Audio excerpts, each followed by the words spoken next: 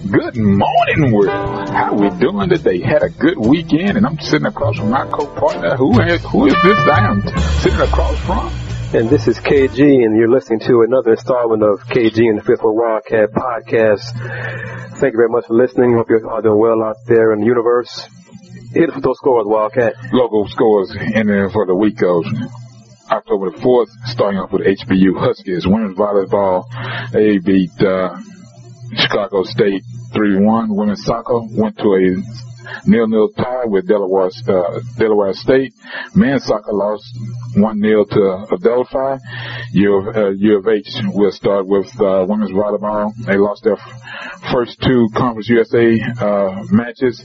The first one was 3-0 to Tulsa on the road, and then a 3-2 to SMU. Women's soccer lost 2-1 to Tulsa. Football pulled off a cardiac win over UTEP 49-42. Last man standing as always when they go to UTEP. Rice football loses another game on the road, this time at the Rock, 48-24 to Southern Miss. Women's soccer picked up 2 wins on the road this weekend. The first one was a 1-0 win over SMU. The second game was a 2-0 win over Tulsa. Women's volleyball split over the weekend with a 3-1 win at SMU, and I lost at Tulsa 3-0. University of St. Thomas Celts men's soccer pulled off 2 wins on the road at against Northwood University 2-0, and then LSU Shreveport 4-2. Women's volleyball split over the weekend, and 3 matches went 2-1. Wins over Texas Wesleyan 3-1. Dallas Christian 3-0. I lost to Southwestern Assemblies of God 1-3. San Jac men's soccer put a beat down on Coastal Bend College 6-1. The women's volleyball ranked number 6 in the National Junior College rankings, beat Coastal Bend 3-1, and then gave Laredo Community College a 3-1 beating. TSU football took it on the chin after a short week, 58-13 on the road at Jackson State. Women's soccer beat Southern 2-1 on the road, and then lost to J State 3-1 on the road. And those are our local scores for the weekend. KG, what do we have going on your end? Well, and one more thing to make everybody happy, since it was a surprise to me up at the State Fair Classic. Prairie View beat Grambling. What was the score? 31-13, something like 31-23. It was a surprise because their backup quarterback came off the bench and threw for 4 touchdowns, I believe. And the strange thing about that, from what I was told when I got the message, and I guess for whatever reason I forgot this. This is the first time Prairie View has beaten Doug Williams at the helm, either as a quarterback or a coach in anything. So kudos to Prairie View, Coach Northern Hall of Fans. One proud alum in particular who was my mentor from Wall Trip. I won't get the names. Anybody knows me knows who that is. Oh, yeah. We're not going to get into his habits and all. So going forward to get all that, he's a very happy man. Yeah. That's the one thing that does, though. It gives Prairie View an upper hand and all in the Western Division, and it gives them a shot at going back to the SWAC championship this year. Correct. And just a reminder, you touched on it with TSU on TV getting beat down by Jackson State 58-13. Once again, special teams bit them in behind again. They got to get that corrected. Yeah. Now let's talk about. Let's see. I'm gonna make something relevant, but basically because it has to do with pro football, which is during this time of season. On this day in 1921, Bill Willis was born. He is one of the first of 4 African Americans to permanently, and it was mentioned in capital letters, bold, break professional football's color barrier in 1946 when he agreed to sign with the Cleveland Browns of the All-America Football Conference. He was elected to the Hall of Fame in 1977. And that final score was 31-23 over Grambling by Prairie View. So good win. And thank you to Bill Willis, one of the pioneers in African American history, sports related. We're not going to talk too much about the Cougars football team because, we talk about everything here on the KG and Fifth Wildcat podcast, sports related on the college level. U of H defense struggled again. At Tuesday's press conference, U of H coach Kevin Sumner touched on a few things. That's an interesting stat. I don't remember the exact number, but 29 rushing plays, the defense held Miners to, let's say, 63 yards. 12 rushing plays, Miners rushed for 200-plus yards. So they were good for 29 plays, but for 12 plays, they had breakdowns in scheme, coverage, personnel, whatever. So that's one thing they need to get corrected. And also, the coach mentioned later on, in my one-on-one with him, that it's basically when they made that trek to El Paso, it's been a shootout. Either when Coach Sumner has been at the helm or when Art Browse was at the helm. But when they've come here, it's been one of those things where U of H is blowing them out. Both coaches have mentioned that it's several things, home atmosphere, altitude, and time factor. But when you're at home, you need to take care of your business, but also when you're on the road and you're trying to win championships, you must do what you need to do to win. And that it all boils down to when you need to make a stop defensively, you need to make a stop. And that's been a rarity when U of H has gone on the road to UTEP. And more, bottom line, it's a conference road win. So alums can be disappointed in the defense, and struggle on defense, what have you. Bottom line is the W. The games aren't boring. U of H football is home this Saturday after Rob versus East Carolina. It's a home game. So in my eyes, it should be a win because it's a home game. When all the Cougars come out and support the football team, it should be another sellout. And I hope it's a sellout with actual butts in the seats. No spaces. Not necessarily spaces. The tickets may be purchased, but I want to see there's a sea of Cougar Red in the place because I'll be there. Kickoff is at 6 p.m. I'll be eating a few of the food. Take care of the young man while he's stepping around. Drink some water or another adult beverage. I doubt that though, since I'll be in the press box. So, but it's a 6 o'clock game, conference game. Cougars have a chance to go to 6-0 overall, 2-0 conference. So come to the game, come to the Rob, and have a good time. What do you want to talk about? Rice that has an early game this week. Back to those Southwest Conference days when games were started. Early season games were started before 12 o'clock, around 12. They play at 11:30 at home against I think it's Memphis. Yeah. Memphis is not very good. No, and both teams need a win. They're both they have one win apiece, and they need to get it turned around this week because both teams now are in a situation where coaches are being stressed out, and they need a conference win. Somebody needs to get back into the hunt. And we're going to bounce around a little bit, but Bryce's loss Thursday was a Thursday or Saturday? Saturday, Southern Miss 48-24. They struggled. Go ahead. Listen to the game on KCOH 14:30 a.m. Yes, and as a matter of fact, Saturday's game will also be at KCOH 14:30 a.m. on the radio dial. And on the internet, it's www.kcohradio.com. So listen to it. Listen to our colleagues Dave and Nate. Yep. Do a good job calling the games for the Owls Athletics. But it was almost like a regression. Yeah, that's a concern. And it shouldn't at this point in the program, especially with this many seniors on the squad, they shouldn't be at that point. They should be on a upswing this late in the season. Well, let me ask you this: since you are Mr. Owl, is Coach Bailiff on the clock? Yeah. Do you have in your mind like a number of wins? And that's just me. Of course, yeah. Your opinion. Do you have like in your mind a number of wins he needs to get this season to save his job? 6. And they have how many right now? 1. So he's got some work to do. He's got some work to do. And that win was over a Big Ten team. Right. Which is a surprise. And this, my judgment on the next game will be not this Memphis game, the UAB and the Northwestern game. The Northwestern game will be on the road.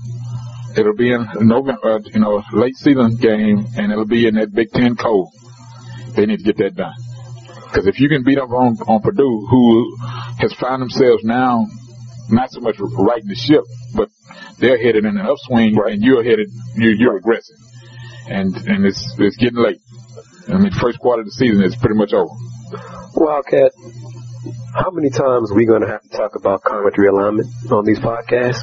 matter of fact, speaking of that, in the new edition of A King Size View, I speak on that. When will it all end? That's my headline, because apparently Missouri has, for whatever reason, and I know it's some underhanding and some backdoor roaching going on, as we call it in our fantasy football league, that somebody has made a deal, and the other party, whoever it may be, is being quiet. But Missouri made a decision over this weekend. Board of Regents, Board of Directors, whoever, to give the president the power of attorney to seek out what's available for them viable as a university, as an athletic program. And once again, you and I both know it's chasing after that football dollar. It's not about the whatever else is going on campus. It's about that football dollar.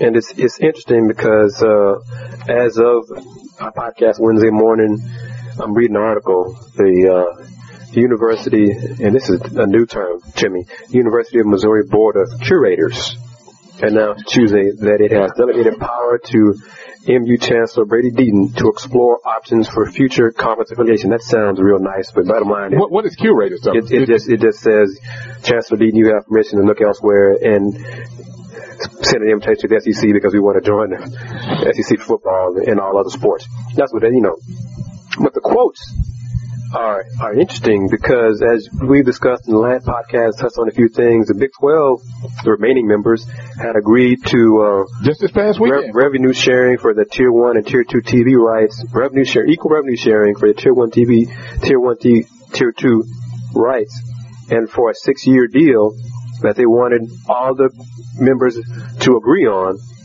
And Missouri did not make unanimous, which got everybody thinking that Missouri was not long for the Big 12. So Tuesday's announcement gave permission to the chancellor to seek other opportunities for the school. Everybody knows that they have the eye on the SEC. And Chancellor Deaton has stepped down as the chair of Big 12 chair. And some of the quotes are interesting because he understands why the Big 12 wants to do the revenue sharing for Tier 1 and Tier 2 for stability. But Missouri's rocking the boat and making things unstable in the Big 12 by looking elsewhere. So the fans want they want to go to the SEC and all those kind of things, and wish them well. Here's a quote that I find interesting from Missouri system president. What brings us here tonight is the Big 12 Conference is now requesting its members to make binding, long-term, irrevocable commitments to the Big 12 Conference. That's about 6 years. So I want to report that I'm hoping to make it extended to 13 years. Okay, well, either way. We don't fault the Big 12 Conference for asking for that.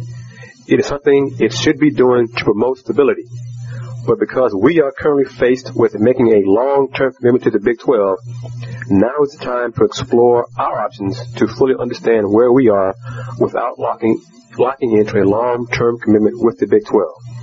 And that is the Missouri System President Steve Owens making that comment.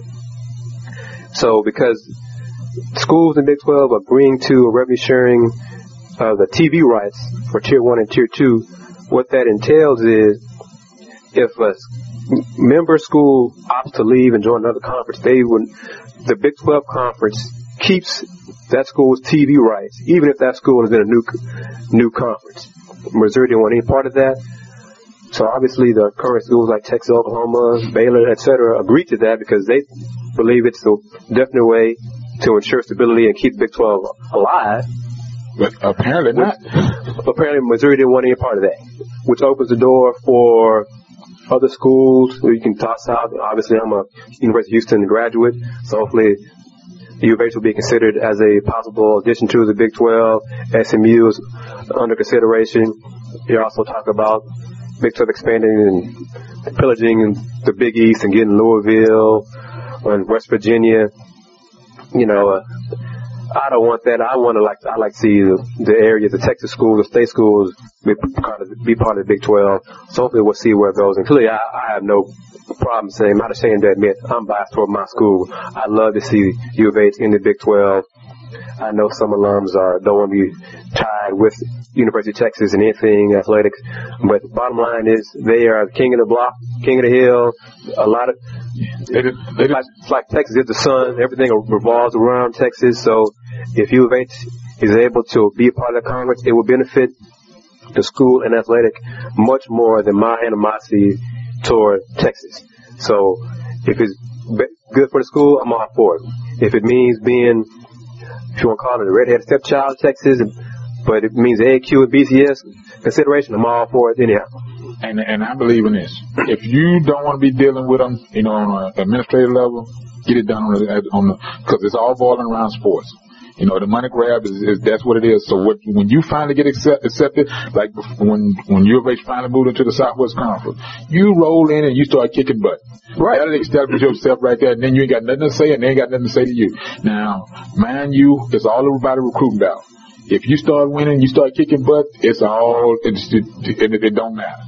You just get that done. Because I'll never forget Coach Yomas and Coach Lewis said point blank, all we want to do is get in.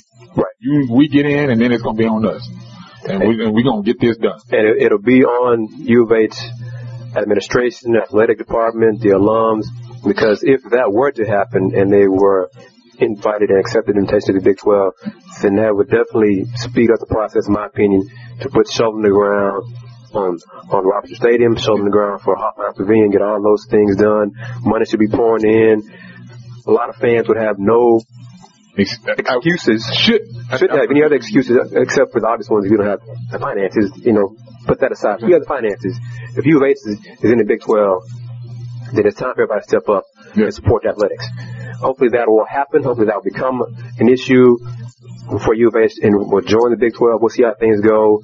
We talked about reports of SMU being considered as a Big East member to partner with TCU for travel purposes. You and I both know TCU and SMU do not get along. So, folks, if that happens, I'd be stunned. Not saying it wouldn't. Not saying it's not impossible. But now I'd be shocked if SMU and TCU in the same conference. And basically what it brought down to is what has transpired over since the breakup. Eventually TCU will leave because the administration at those two institutions refuse to stay in the same conference with each other. That's why TCU has moved around as much as they have, basically to stay out of that limelight. And as Coach Patterson said this weekend in a quote, I didn't understand it when I got here. I didn't understand it until this past weekend. Now I get it. There is a philosophical issue between the two schools. Even though they're close and all, and we're dealing with recruits, it doesn't matter, but they don't want to be in the same room with each other. And that's the truth. I'm going to tell you, it's almost to the fighting point. And this past weekend with SMU winning that game at beating TCU, that was like icing on the cake. They've turned the corner. Yeah. And now they've come to a point now at a crossroads where they can make inroads. And that SMU U of H game on November 19th. That's the one that's going to be huge. That's going to be here at Robertson Stadium, but that's going to be a huge game. That's going to be the X factor in this conference. Yeah. One of those two teams is going to make a run. SMU's defense is a lot better than folks think. Yeah. So, and SMU beating TCU is good for the Conference USA. So we'll see how things go. We are obviously going to talk about the NBA lockout. But this week, you and I have seen practice at Rice and U of H. First day of practice for both women's basketball programs. We've checked out the videos that are on the YouTube channel. Houston Rumball on YouTube. We interviewed DeFon Smart, senior point guard for Rice, as well as Greg Williams, Rice House head coach. And on Tuesday, we talked to senior point guard for U of H, Forrest Landry, and Tyler Cannon, U of H head coach. You can check those interviews out. Also had articles for both of them on my website, HoustonRumballReview.com. Both teams are in different levels. Yeah. The Cougars are rebuilding. One you have a battleship, and the other one you have a cruiser. The Cougars went 16-0 regular season last year, advanced to the NCAA tournament, but they lost 4 key players. Graduation, Courtney Taylor, Brittany Scott, Brittany Mason, Leslie Mason. That's a 4 starting 5 right there. Forrest Landry's only returning starter from the team. They're losing points, rebounds, toughness. defense, attitude, all those things. They got 8 new players on this year's squad, and you can tell. The main thing is two words you just mentioned: attitude and toughness. Yes. Because when it came time, okay, we got to make a stop. And they got it done. They got it done. They had come from behind games last year that I didn't see how and where they win this game, but they found ways to get it done. Coach Buchanan has his work out for them this year, and it's not to say that they're going to have a horrible season or anything like that. It's too early to tell all that. The sooner the younger players adjust into the college basketball, sooner Forrest Landry adjusts to her teammates and gets them to follow her because she is a team leader. She's the general, as she told us in the interview, and she can't get frustrated with the new people not getting it. So as soon as she can handle that and get them to come along, they should be okay. Now, non-conference schedule, they got some tough teams, like Texas Tech, TCU, the return game with Georgetown up there. We'd always beat them match about 40 at halftime. Yeah. So it probably will be as bad when they go. That's a road game this year. So it might probably be as bad this year because of the inexperience on the Houston squad this year. But the Owls, in our opinion, the Owls are the best team in the city this year. We expect the Owls to get to the NCAA tournament. Right. They got to WNIT last year. They finished third conference USA regular season last year. They got a bye to the conference tournament. All these positives. They have senior point guard. They got, in your opinion, the best player in the city of Houston, in Jessica Custer. In my opinion, she's second best player because she's a sophomore. She got to prove it. But it's all there for them because they had 4 started returning. Right. So they got their core returning, whereas UVA's lost their core. Yeah. So it's up to them to get it done. And the one thing that I think will make them better this year, they've got 3 freshmen that will contribute. Reem Musa and Nikki Maduka are 2 of them, I know. Reem is a point guard. Yeah. Nikki Maduka is a front court player. She's a strong post player. She's impressed. She looked good in practice. So, and as Coach mentioned in the video, there were freshmen that didn't act like freshmen. Right. As far as it being the first day of workouts, in a group setting under the whistle. He didn't notice them. They didn't stand out. It was almost like, okay, we're going to go and blend in. We'll be contributive. We're going to make this work. It's about getting on the floor, and not whining and crying. And we touched on, just wrap it up with UVA and Rice, because I think you'll be talking interviewing Coach Gleason, Houston Baptist. We'll get around to other areas schools too. We're not ignoring them, but we do things as we can get them done. Rice opens on their season on the road at Prairie View on the 11th of November. UVA opens at home, I think on the 11th as well, against New Mexico State. Right. So I'll be on the hill watching Prairie View because Prairie View went to the NCAA tournament last year. Right. Rice, we expect to get to the NCAA tournament this year, so it'll be a very good test for both Rice and PV. So shifting gears now, we got that college basketball talk out the way. Time for the NBA lockout.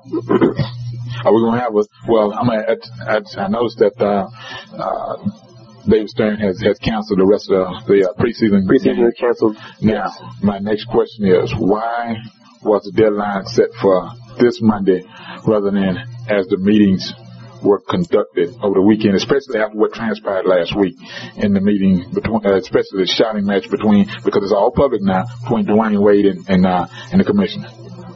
That's public, since we weren't there. It depends on your sources for the shouting match or whatever. But David Stern some quotes say that Dwayne Wade said to David Stern, "Don't talk to me like a child," and David Stern apparently pointed at Dwayne Wade, stuck his finger out there, We'll see. But those meetings, they met twice last week, small groups, then large group, where the star players, NBA players appeared in the larger groups. And then Monday and Tuesday this week, did the same thing, small groups, big groups. Tuesday, they got closer and closer to an agreement.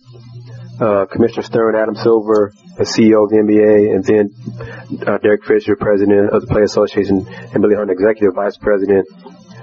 After the meetings, they made official the cancellation of preseason. Depending on who you want to talk to, depending on who you want to believe, 50-50 split was discussed. David Stern said that was mentioned to Billy Hunter and Derek Fisher.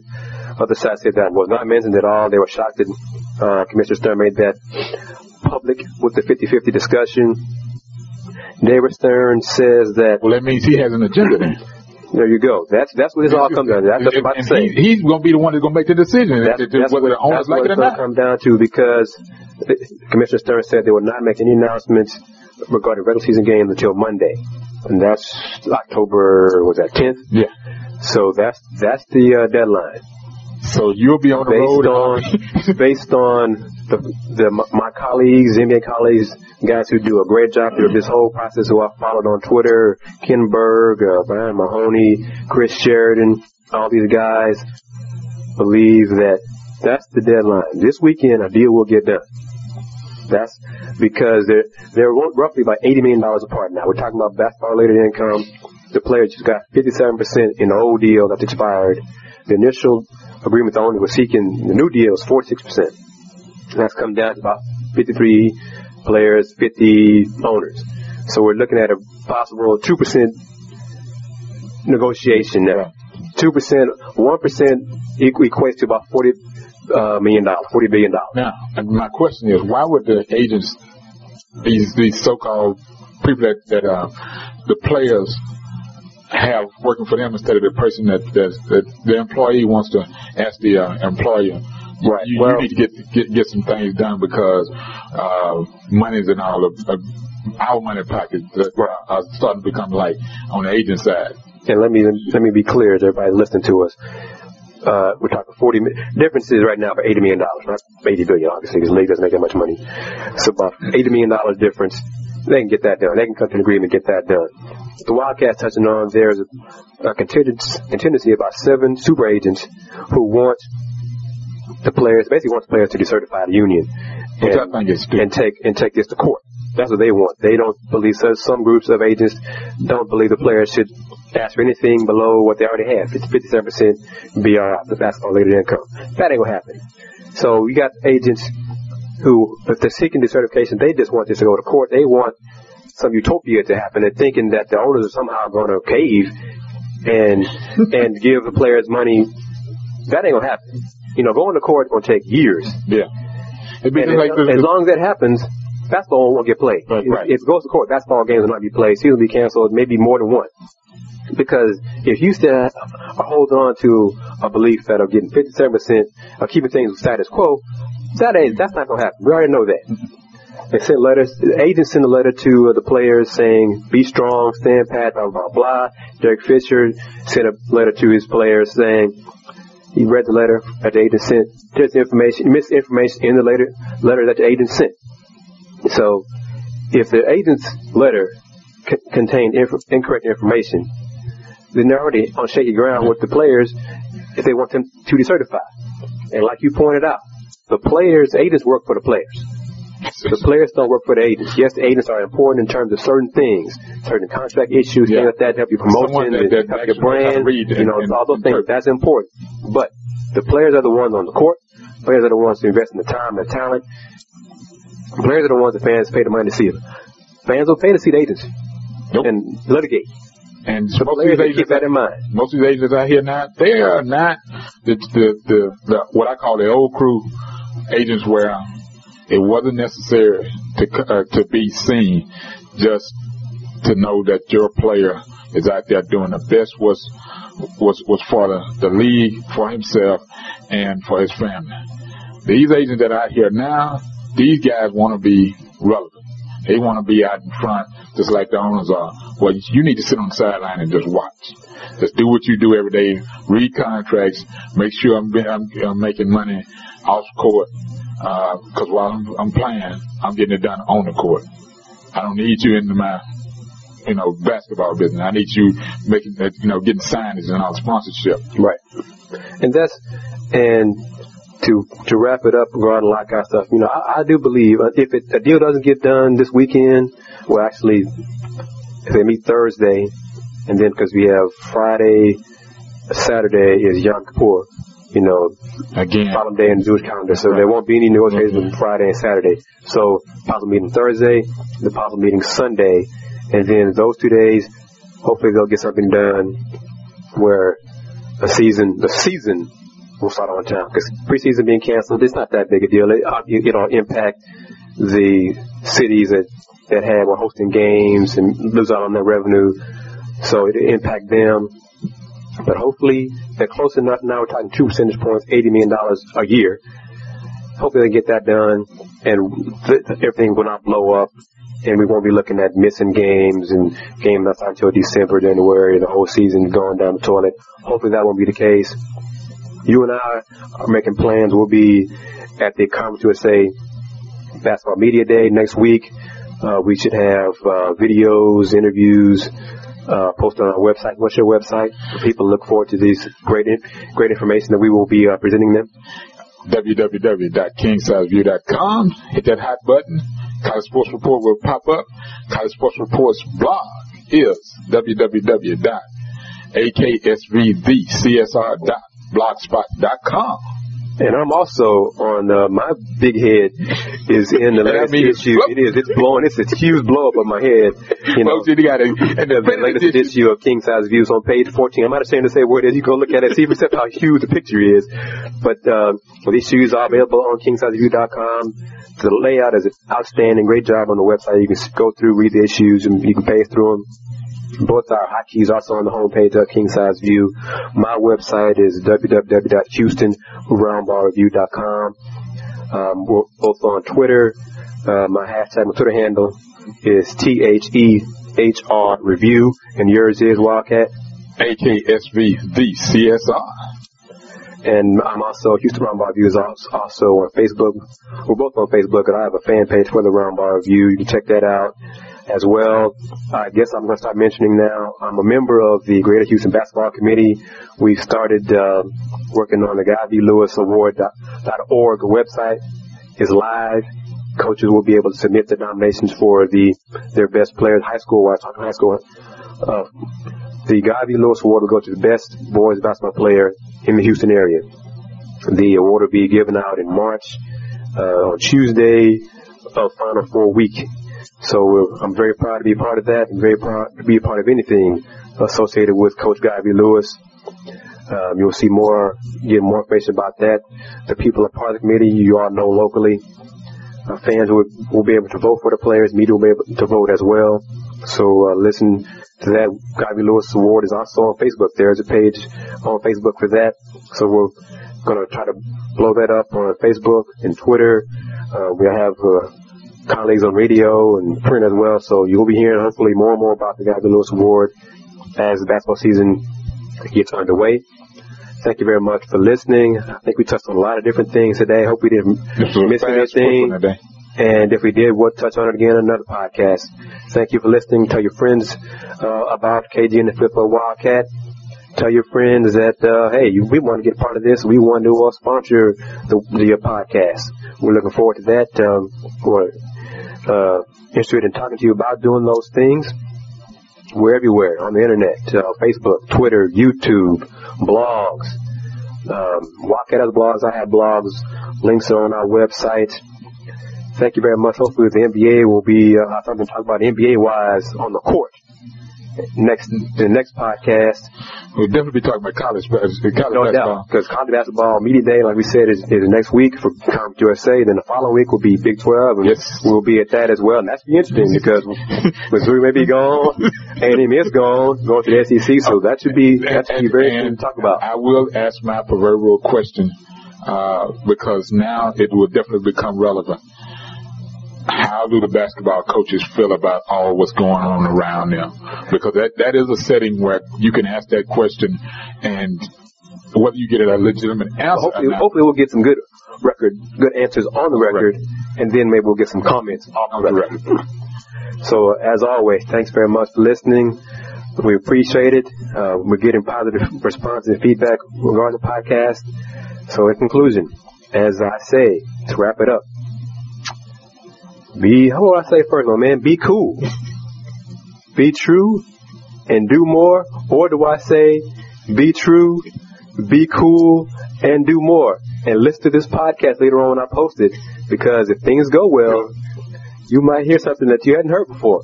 So thank you very much for listening. Take care.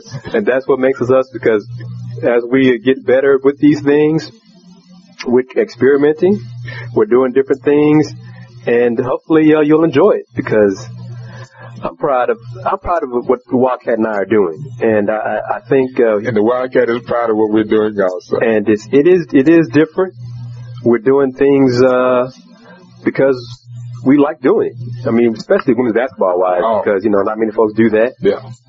So and very few shows are dedicated to women's sports. Period. Now these days. Correct. Especially internet wise, we have colleagues who are starting their own podcasts on websites, and we have no problem with that. More exposure and coverage for women's basketball, especially during football season, is fantastic. There's not a lot of that going on in the Houston area, and that's where we come in, and we enjoy it. And I want to touch on this. Because Wednesday night is game 2 of the WNBA Finals between the Minnesota Lynx and the Atlanta Dream. I say that because one of your favorite players, Sancho Little, as University of Houston product, bless her heart, playing for Atlanta Dream. So with Sancho, good luck to you, Saint. She didn't score much in game 1, and the Dream lost, but she's still getting it done. But she still makes things happen. I'm proud to see the success that she's enjoyed in her pro career. So now we're going to wrap it up. And I think game 2 is going to be on ESPN2. I think tip-off is at 7. That information is on my blog. You can check that out at HoustonRunBarBU.com. Wrapping it up. Be true, be cool, and do more.